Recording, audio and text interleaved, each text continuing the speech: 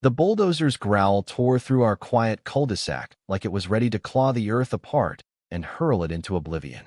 Margaret from the HOA stood there, hands on hips, chin high as if she were about to launch a battleship, except the target was my home, and the weapon was my mortgage. Beside her, my neighbor Victor Hayes cupped his hands and bellowed that my house was on his land and had to come down. Gravel crunched under the machine's treads, the air thick with the scent of diesel and deceit. I stood on my porch, coffee going cold in my hand, a grin I didn't feel creeping across my face. If they thought I'd just stand there and let them erase my life, they had no idea who they were dealing with. It was a crisp October morning in 2024 in the sleepy subdivision of Willow Creek, just outside Portland, Oregon. I'm Ethan Brooks, a single dad, a mechanic who runs a small shop out of my two-car garage because rent around here is a cruel joke. My life's not glamorous. Think thrift store burgers, a slightly crooked basketball hoop in the backyard, and a 14-year-old son, Noah, who thinks toast isn't toast unless it's one spark away from charcoal. That morning, I'd woken up to the smoke alarm's wail, Noah fanning it with a dish towel, blaming the bread like it had a personal vendetta. Then came the text from the HOA about a compliance check. It was polite in that way that feels like a knife hidden in a handshake. I skimmed it, sighed, and told Noah to hurry up with his cereal. I had a Ford with a bad alternator waiting in the garage by 9 a.m., and we were already running late. Willow Creek's brochure had promised a tight-knit community, tidy lawns, and an HOA that kept things orderly. What it didn't mention was that the HOA could decide your mailbox was unneighborly, or that your neighbor, Victor, could turn your life into a reality show. Victor's the guy who measures your grass with a ruler and runs a live stream called Neighborhood Watch, which is somehow both tedious and a hit with people who love rules like others love their pets. He's always got a clipboard pressed to his chest like it's his lifeline, his phone ready to film any infraction he can dream up, from an overgrown hedge to a suspicious garden statue. How did I miss that my neighbor's shed was sitting on my property? People ask me that later, and I get it. But the last 3 years were a blur of late-night shifts, parent-teacher meetings, and a custody schedule taped to my fridge. They were Noah building Lego skyscrapers until midnight to cope with his mom leaving, and me dozing in a lawn chair in the garage while the paint dried on his creations. I trusted the HOA to do its job, keep records, maintain order, make sure my yard was mine. I didn't notice if a fence shifted a foot while I was elbow-deep in an engine or packing Noah's lunch. The trouble started when a white truck with the HOA's contractor logo rolled up. The driver hopped out, waving like we'd planned a demolition party. Margaret arrived next, her walk all sharp angles, her voice dripping with policy, like it was a sacred vow. Victor slunk in behind her, phone rigged to record, yardstick in hand, like he was measuring the world's morality. He announced that my Hoshan addition I'd built with permits, sweat, and a decade of savings was an illegal structure that had to go. He pointed to an invisible line in my lawn, grinning for his audience. Margaret handed me a letter on HOA letterhead about an encroachment, violating setback rules. I pointed out my permits were on file with the county. She said the county maps had been updated, and I'd need to appeal to the board after they tore my house down. The phrase, after removal, landed like a bad punchline. Victor nodded, fake sympathy oozing, and told the bulldozer operator to get ready. My temper flare, not the kind that starts fights, but the kind that sharpens your wit. I asked Margaret if the bulldozer came with a discount for my porch swing or Noah's basketball hoop. Victor's face soured. He likes his drama one-sided. He claimed notices had been posted on my door. I said the only thing posted was the wind, because no one had knocked. He didn't like that, turning his phone to live stream my defiance. I could have argued, but that's what he wanted, a guilty-looking man on camera. Instead, I asked the operator to kill the engine for 3 minutes. It wasn't a question, it was a calm command wrapped in courtesy. He looked at Margaret. She gave a stiff nod. I went inside, set my coffee down, and pulled out my file of every document that mattered: tax receipts, insurance, permits stamped with county seals. Then I opened my laptop and pulled up the county parcel map. My lot was a clean rectangle, exactly as it was when I bought it. Then I switched to a satellite view on an online map service. The screen zoomed in, showing my gray roof, Victor's green one, and the fence line like a scar between us. There, clear as day, was his shed, sitting too far into my yard. I dragged the timeline back 3 years. Same shed, same spot. It wasn't a mistake, it was a choice.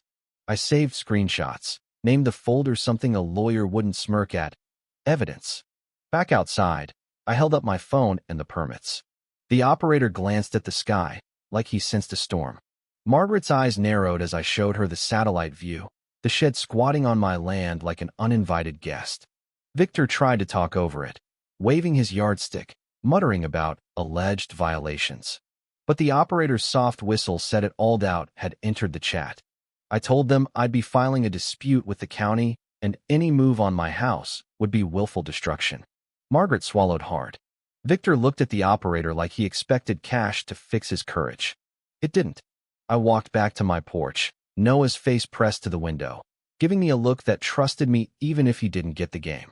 I saluted him, a small gesture that said we'd be okay. That afternoon, I visited Clara Wren, who lived 4 houses down in a mint green cottage that smelled of lavender and secrets. Clara, somewhere between 70 and forever, was the neighborhood's unofficial archivist, with security cameras that could make a bank jealous. She answered the door in a faded Willow Creek picnic shirt from 2002, holding a teapot and her phone. "Ethan Brooks," she said, squinting. "If this is about Victor, I've got tea hot or cold. Pick your poison." I chose cold. Inside, her living room was a shrine to the neighborhood's past. Photos of block parties, Easter egg hunts, even a pie-eating contest where Victor took silver. She fired up a monitor hidden behind a curtain, muttering about not trusting the cloud. "They can make things vanish," she said, clicking a folder labeled Spring 2021. The video showed Victor, 3 years ago, directing workers in neon vests as they moved the fence a full yard into my driveway while I was out of town. A week later, the shed went up. My chest tightened. This wasn't just a spat. It was theft dressed in red tape. Clara poured sweet tea and handed me an envelope. "HOA sent this out 6 months ago," she said. "Updated the parcel map for clarity." I called it shady, but they ignored me. The map showed my lot line shifted, subtle but damning. The signature on it? Unknown, even to Clara, who knew every scribble in Willow Creek. I left with 2 USB drives, one with the video, one with the HOA's mailers, and a fire in my gut.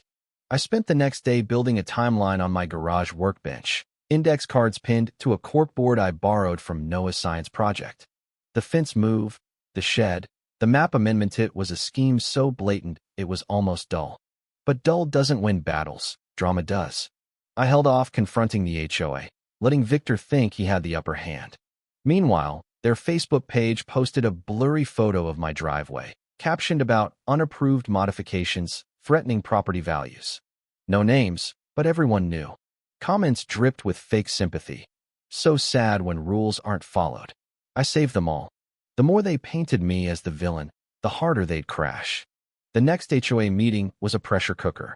The community room buzzed under flickering fluorescence, smelling of stale coffee and tension.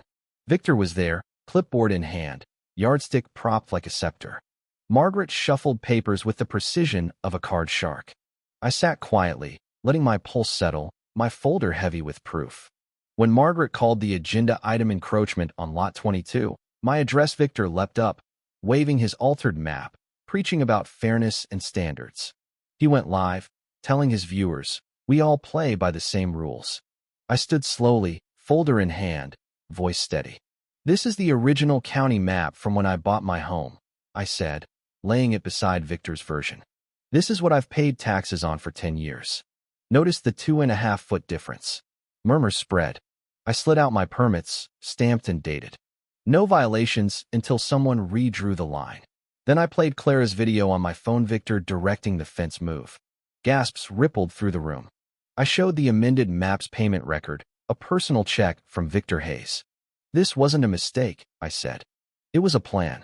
Then came the recording of Margaret admitting the demolition was a clean win for Victor's HOA president campaign and that they were cousins. The room went silent. Margaret's face drained of color. Victor sputtered about technicalities, but his voice was thin, his yardstick forgotten. A board member, usually silent, spoke up. "This amendment wasn't proper. We need a vote to rescind it." The vote was swift: demolition order canceled, boundary restored, investigation opened. Neighbors clapped softly. Victor's ears burned red as he ended his stream. Margaret wouldn't meet my eyes. Outside, under a humming streetlight, a neighbor slipped me a folded Notian email from Victor saying, "Once we fix Brooke's boundary, the rest will be easy." I smiled. They thought they could rewrite reality. Not today. Back home, Noah grinned from the porch. "Told you," he said. I didn't argue. The air felt lighter, but I knew this wasn't over. Victor and Margaret wouldn't quit quietly. Days later, Clara handed me a packet. HOA Expansion Phase 2, targeting 5 other homes for boundary reviews. My lot had been the test case. I emailed the affected homeowners, sharing my evidence. 3 responded, ready to fight. We planned to meet at my place, Clara promising cookies for morale. On the 30th day, a truck arrived to dismantle Victor's shed. He stood there, scowling, as workers tore it down. Noah filmed it, posting it online with the caption, "Farewell, Mr. Ruler." The video went viral. Neighbors watched, some pretending to walk dogs, others openly gawking. Clara raised her tea in a silent toast. I nodded back. That night, I found a map in the packet, circling a property owned by an old friend. If they were targeting him, they were in for a war. The fight wasn't over, it was just beginning. What do you think? Should an HOA have the power to redraw property lines without ironclad proof? Should homeowners have to fight tooth and nail to keep what's theirs? Or should the system protect them first? Drop your thoughts below, hit like if this story fired you up, and subscribe for more battles where the little guy fights back. I'm Ethan Brooks, sharing this from Portland, Oregon. Stay sharp out there. HOAs don't play fair, but neither do we.